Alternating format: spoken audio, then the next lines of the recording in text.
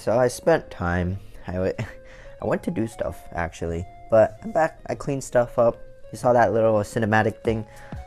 Yeah, as you can tell, I bought a new keyboard using this is a brown switch as a Cherry MX knockoff. Let's say that, but it's actually pretty good for the price. For like as of like now, it's like $80 something plus tax will be like $91 depending where you're at. Hold on, let me cut this because I'm like really slacking off. So I bought this for $91. It's decent for the price. I think I cut it wrong. No, okay. I didn't want to do that. I didn't want to rip it off like that. I want to keep this bolt. I wanted a clean opening. Right now I have the Cooler Master Octane keyboard. Technically, it's a membrane. It is a membrane keyboard. It's a gaming membrane keyboard. It's for sure. But like, it honestly gotten real. I didn't like the feeling of that. But man, this is my first mechanical keyboard. My God, I already pressed this button right here. I already love it. I already love it. I already love mechanicals. I know I love mechanicals. I just don't have the guts to buy it. Alright, so came in a box just like this. Basically an unboxing saying like the mini story, you know. Alright, so this is what it came in. This is the keyboard itself. Braided USB keyboard with the USB cable. 2 USBs, gold plated. One of them is a USB pass-through, and one of them is for the keyboard itself. USB pass-through, if you're wondering what that is, it is a say that you have a USB on the side of your keyboard. That's basically what it is. And this little white thing, foam thing, is a palm rest. This palm rest is already it's really good. It feels like it's very soft plastic. Viper logo, but yeah. So, and this the key pull thing, yeah. But alright, let's bring the keyboard over here. I took off the foam. Oh my! Already the build is really good with the like the amount of money that I paid for. It came with the palm rest, and the palm rest is magnetic. I'm not a very pro like gaming keyboard, mechanicalist keyboard interviewer, but I'm just like going off of what I'm feeling right now. Okay, so Kalia brown switches, aluminum, like aluminum Cassius. Yeah, like this part is aluminum, but I think the back part is just full on plastic. But yeah, 2 braided keyboard, braided cables, pass through and all that stuff. And yeah, it is RGB, by the way. And on the box it says aluminum chassis, USB, the USB through pass through port, individually customized back key color, and this is brown switches, of course.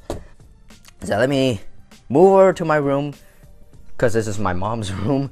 Clean up, move over to my own room, plug this in, and then I'll throw up a showcase, like throw up the RGB showcase and typing things. Oh yeah, forgot to show this. This little envelope thing, this little envelope thing. It's a it gives you like 2 stickers, a quick start guide, and certificates. Yeah, woo, woo. Alright, so instantly, right when I plugged it in, this is the keyboard. Alright, all RGB, numpad. So let's start with the first one. So the you press this button, and you press the F1 button right here, because each button, if it could focus, is one goes up every single one of them.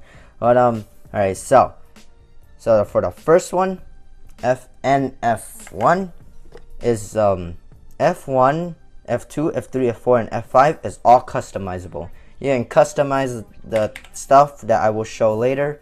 So skip to F6. F6, you've seen this already. Press press function F6 again, it changes to that. Function F6 again, it changes to that. Function F6 again goes to that. Press this arrow keys, it changes the directions of the thing. I should turn off my screen. Press this button, like, and the arrow keys will change the direction of the rainbow wave. This up and down, same thing, goes up, rainbow up and down, rainbow up and down. But I like it, mine's going like this way. Yeah, that's basically the lighting for the F6. Lighting for F7 is reactive typing, like you type and then it reacts to it. And then function F7 again, it changes the colors. This has like 7 colors, I think. I don't know. I'm pretty bad with counting. Alright, so going to function F8 is the snake one. Like it's legit just a snake one. And this is the other one that snakes up like that. I completely forgot how you change the color. Like I tried doing, like, messing around with that, but it's not gonna work. But F and F9, the lighting is like this. It's like spectacles and like it's yeah. F10 is just like pulsing. F11 is just basically color change left and right. And F12 is the customization menu. So if you were to press F1, you want to change each key, you press F12 and then F1, and then you just change it to like let's set up to the League of Legends one. Like if you press multiple times, it's different colors. Yeah, it's literally yeah, that's literally it. And then you press function F12 again to confirm it, and then it's automatically set to at the F1, and then you go back to F2, F3, F4, F5, and then you just do all of that. But anyways, that's the keyboard.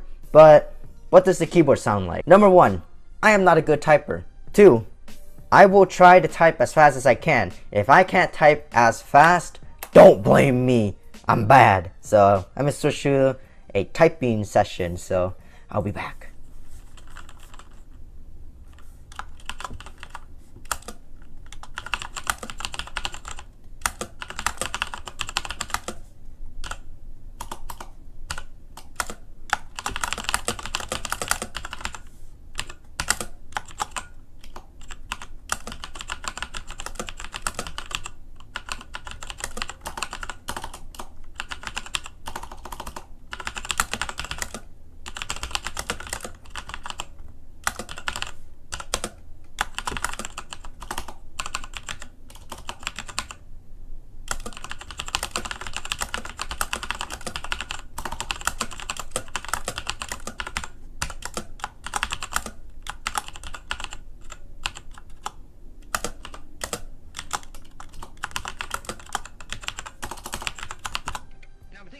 So yeah, this is basically what the video is all about.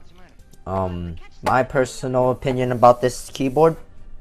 First time, brown switches for Kalia, pretty good for mechanical. I mean, I looked up a bunch of reviews, basically for 3 weeks straight, and I finally found this keyboard. I am proud of my search.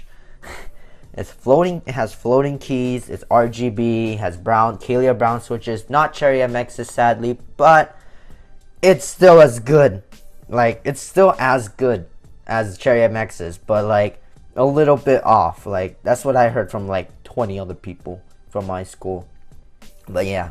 So I hope you guys enjoyed this video. My name is Evo, and I hope to see you guys in the next one.